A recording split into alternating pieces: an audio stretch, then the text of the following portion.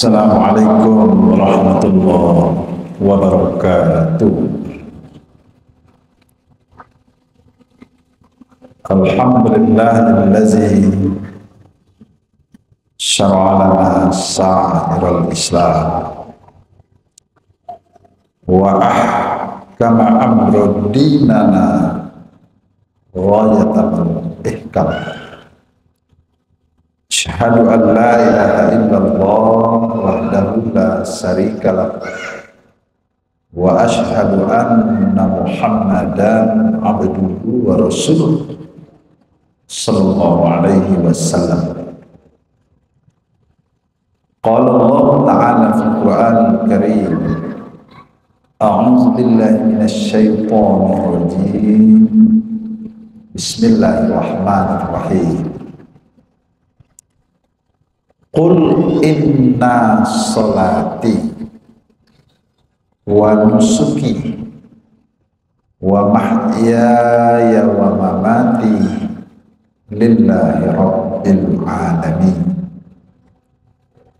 la syarikalah wa bizalika umirtu wa ana awwalul muslimin. Qala ta'ala, ya abati fa'al ma tu'maru satajiduni insyaallah minas sabirin. Shadaqallahul azim. Aku berlindung kepada Allah jauh daripada tipu daya syaitan yang terkutuk, dengan nama Allah yang Maha Pengasih, Maha Penyayang. Katakanlah, sesungguhnya salatku, ibadahku, hidupku dan matiku hanya karena Allah, Tuhan seru sekalian alam.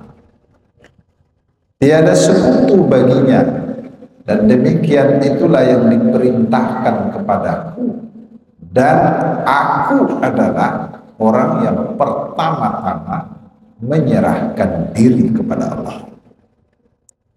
Wahai ya Bapakku, kalau memang itu merupakan perintah Allah, laksanakanlah. Insya Allah engkau akan mendapatkan aku dalam keadaan sabar. Maha benar Allah dengan segala firman-Nya. Al-Quran surat Al-An'am ayat 162 dan 163, dan Al-Quran surat As-Saffat ayat 102. Bapak-bapak dan ibu-ibu, kaum muslimin dan kaum muslimat, sidang jemaah zuhur rahimahullah, bersyukur kepada Allah dengan ucapan Alhamdulillahi Rabbil Alamin. Berselawat kepada Rasulullah. Allahumma salli ala Muhammad wa ala ali Muhammad. Sidang jemaah zuhur rahimahullah, pada saat ini sebahagian umat kita lihat orang-orang yang telah diberikan kelebihan oleh Allah. Ada yang dengan kelebihan dia malah semakin dekat kepada Allah, tapi malah ada yang sebaliknya, dengan kelebihan yang diberikan Allah, malah kelebihan itu yang telah memperbudak diri mereka sendiri. Dengan arti kata bahwa kelebihan yang diberikan oleh Allah bukan dia akan lebih mendekatkan diri kepada Allah, tapi semakin jauh dengan Allah. Maka untuk itu kita kembali perlu mencontoh, mentauladani apa yang telah diperbuat oleh Nabi Ibrahim alaihissalam dan keluarganya di dalam melaksanakan perintah Allah. Artinya, bagi Ibrahim, kelebihan yang diberikan oleh Allah malah semakin mendekatkan dirinya kepada Allah.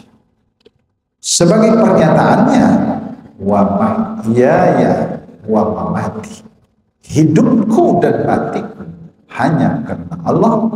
Dengan kata lain, bagi Ibrahim dan keluarganya, seberat apapun perintah Allah, tak satu pun yang jadi penghalang bagi mereka untuk melaksanakan perintah Allah. Kita lihat Nabi Ibrahim alaihi wasallam, beliau baru mendapat keturunan. Umur beliau banyak pendapat, mulai dari 90 tahun, 100 tahun, 110, bahkan 125.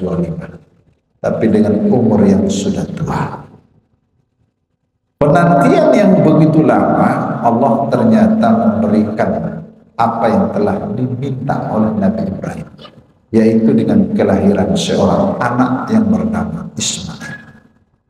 Betapa bahagianya Ibrahim, betapa gembiranya Ibrahim. Sesuatu yang dicita-citakannya ternyata Allah kabulkan. Dalam suasana gembira itu, ternyata Ismail baru berumur lebih kurang 3 bulan. Allah telah memerintahkan kepada Ibrahim. Apa perintah Allah kepada Ibrahim? Hei Ibrahim, engkau harus memisahkan diri engkau dengan anak engkau Ismail dan Ismail. Perintah Allah bertentangan dengan akal. Perintah Allah bertolak belakang dengan perasaan. Mungkin saja akal menyatakan, Ibrahim, betapa banyak perintah Allah yang telah engkau laksanakan. Untuk yang satu ini barangkali tidak dilaksanakan, tidak apa-apa. Perasaan pun mungkin menyatakan, Ibrahim, ada orang punya anak sampai 14, tak pernah Allah suruh pisahkan. Ternyata sekarang engkau baru 1, Allah sudah suruh pisahkan. Tidak usahlah Ibrahim. Mungkin itu diantara yang ada pada pemikiran dan perasaan. Tapi ternyata Ibrahim sudah menyatakan kepada Allah, wa mahyaya wa mamati, hidupku dan matiku hanya karena Allah. Dengan kata lain, seberat apapun perintah Allah, bagi Ibrahim tak satu pun yang jadi penghalang. Dilaksanakan oleh Ibrahim. Berapa jarak kediaman Ibrahim dengan tempat pengasingan anaknya Ismail dan Ummu Ismail itu? Lebih kurang 1 minggu perjalanan. Seketika Ibrahim berangkat, dia ambil anaknya, dia ajak istrinya. Istri pun tidak pernah mengomentari, tidak pernah bertanya kebaik mawa aku bang, aku baik ini bang, tidak pernah bertanya. Nyunurui sini. Aku kelebihan ibu-ibu awak kini, nyun sangat perhatian dengan bapak-bapak. Kalau kini ibu-ibu bapak-bapak, mabah sege, saya pagilah ibu, aku kepegang malu ya aja. Tapi ternyata Siti Hajar tak pernah bertanya. Diam saja, ikut saja. Setelah sampai di tempat yang ditentukan, yaitu di tempat telaga Zam-Zam. Waktu itu belum ada telaga Zam-Zam. Bekal yang ditinggalkan oleh Ibrahim buat istri dan anaknya adalah sebuah tempat air yang namanya gharibah. Tempat air yang terbuat dari kulit, itu bekal. Setelah sampai di sana, Ibrahim menyatakan kepada istri dan anaknya, wahai istri dan anakku, kalian aku tinggalkan di sini. Berkatalah Siti Hajar, wahai junjungan, dalam bahasa awak ketinggalan kami semua. Tidak ada manusia lain selain dari kami. Tidak ada makanan yang kami makan. Baik itu jarak jauh di antara awak, kepentingan kami. Ibrahim tak menjawab. Begitu berat perintah Allah, melainkan Ibrahim mengeluarkan air mata. Namun dengan mengeluarkan air mata, Siti Hajar dapat membaca raut wajah daripada Ibrahim. Apa yang dikatakan oleh Siti Hajar? Wahai junjungan, kalau memang engkau akan meninggalkan kami di sini, begitu berani engkau tinggalkan kami, sebetulnya kepada siapa engkau titipkan kami, wahai? Pada waktu itu Ibrahim menjawab, kalian aku titipkan kepada Allah Subhanahu wa ta'ala. Mendengar itu, apa kata Siti Hajar? Satajiduni insyaallah minas sholihin. Kalau ke Tuhan kami bersarahan, tidak apa-apa, paylah pulang, insyaallah engkau akan mendapatkan aku dalam keadaan sabar. Begitu dalam pelaksanaan perintah Allah. Kok ibu-ibu kini dibuat di apa-apa bentuk itu bakil-kil. Besok subuh sudah sembahyang subuh, anak berumur 3 bulan dia gendong anak, dia ambil baris sebelum dia naik ke Teoto, taruh ke ledang tali. Alun siang hari lalu dia ambil anak, digendong anak, diambil baris, masuk rimbo, masuk ke dalam, naik ke bukit. Lapanek dia berjalan, dan tiba tengah rimbo, baru dikecik ada istri suami. Kalian nak bertinggal sekolah? Abah melaksanakan perintah Allah. Kira-kira ibu-ibu ini aja itu. Abah yakin kalau ibu-ibu masjid raya jawabnya apa? Satajiduni insya Allah. Tapi kalau tempat lain, abah yakin jawabnya apa? Kalian abah tinggal sekolah. Abah yakin jawabnya apa? Tak nak.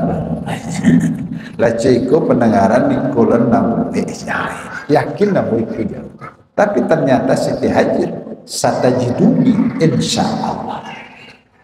Berpisah mereka. Berapa lamanya mereka itu berpisah? Lebih kurang 13 tahun. Ternyata setelah berpisah 13 tahun, kembali Allah pertemukan mereka dalam suatu keluarga. Betapa gembira dan bahagianya Ibrahim dan keluarga. Ternyata Bapak Ibu, dalam kegembiraan itu baru 3 bulan mereka kembali bergabung.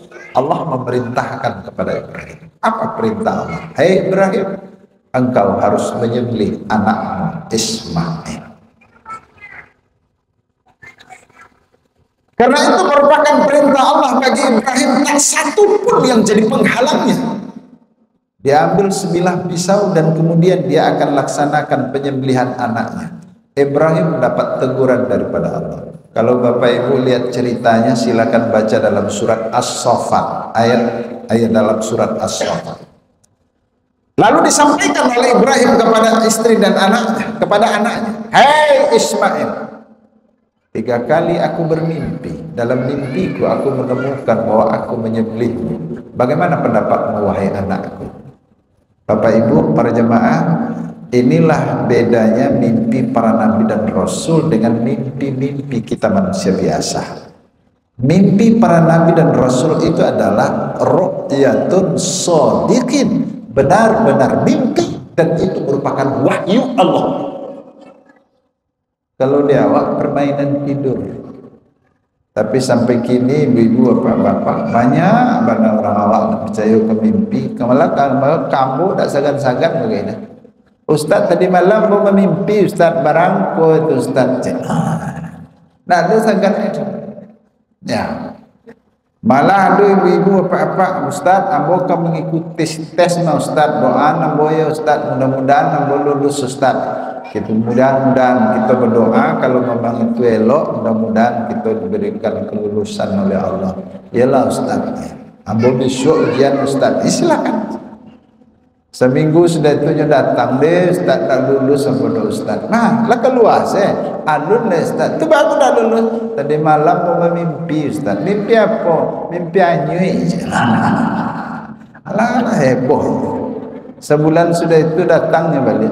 Lai lulus pak kironya Ustaz. Tu bahan nanya petang tidak nyui ledah. Wallahu a'lam. Banyak sekali. Mohon maaf ibu bapak, malah ibu-ibu bapak-bapak ditampek tinggal sekali mau pergi kuliah subuh. Ternyata subuh amak-amak sedang menangis di pintu rumah. Subuh hari itu. Ada apa mak? Tidak ada ada Ustaz. Ada yang sakit? Tidak. Ada yang meninggal? Tidak. Temangnya mak menangis subuh hari. Tidak ada orang sagan awak. Tidak ada mangga Ustaz. Alah temangnya. Tadi malam mau mimpi Ustaz. Mimpi apa? Mimpi gigi sebelah kate tangga Ustaz. Oh itu. Bah kalau gigi sebelah kate tangga kecil orang tandu-adu dia tiamu nengka meninggal Ustaz. Bah itu. Baru orang anak baru sana seorang Ustaz jalan. Ala sampai paginya dia menangis. Wallahu a'lam. Mimpi para nabi dan rasul ru'yatun shadiqin, benar-benar mimpi dan itu merupakan wahyu. Disampaikan oleh Ibrahim kepada anaknya, wahai anakku Ismail, dalam mimpiku aku menemukan bahwa aku menyembelihmu. Bagaimana pendapatmu wahai anakku? Ismail tanpa ragu menjawab, ya abati al ma tu'mar, wahai ayahku, kalau memang itu merupakan perintah Allah, laksanakanlah, insya Allah engkau akan mendapatkan aku dalam keadaan sah. Begitu keyakinan. Kok tiba dia ambo merasa ibu apa-apa, yo jauh banget. Ambo ustad kecil orang apa ambo buya bila meninggal. Kok ibu lah pak ambo pulang kuliah zuhur kok tuh pulang ke rumahnya ambo wan kemari lang dulu aja. Iya pak, ada dapat perintah dari Tuhan supaya dia mendapat uang lah pengenang aja. Kau itu disebut ada pak, aku paling elok aku berputar saya doa. Aku nak kalai kalau kan naik kayak kau bahasa. Ternyata Ismail, iya abatif al ma tu'mar, wahai ayahku, kalau memang itu merupakan perintah Allah, laksanakanlah, insya Allah kau akan mendapatkan aku dalam keadaan salat. Begitu mantapnya keyakinan di dalam melaksanakan perintah Allah. Ternyata Bapak dan Ibu, para jemaah yang kita muliakan, mantapnya keyakinan di dalam melaksanakan perintah Allah ini adalah kunci daripada menjadikan manusia akan dihilangkan dari perbudakan yang Allah lebihkan kepada mereka. Artinya kelebihan yang diberikan oleh Allah kepada manusia, kalau mereka sudah menyatakan keyakinannya itu, maka kelebihan akan menjadikan mereka lebih dekat kepada Allah. Tapi sebaliknya ternyata manusia sebahagian besar telah dijadikan apa yang dilebihkan oleh Allah, ternyata mereka telah diperbudak oleh kelebihannya itu. Moga-moga kita akan menjadi orang-orang yang istiqamah dan orang-orang yakin dalam beribadah, insya Allah menghapuskan segala bentuk perbudakan yang ada di permukaan bumi ini. Ucapkan terima kasih. Assalamualaikum warahmatullahi wabarakatuh.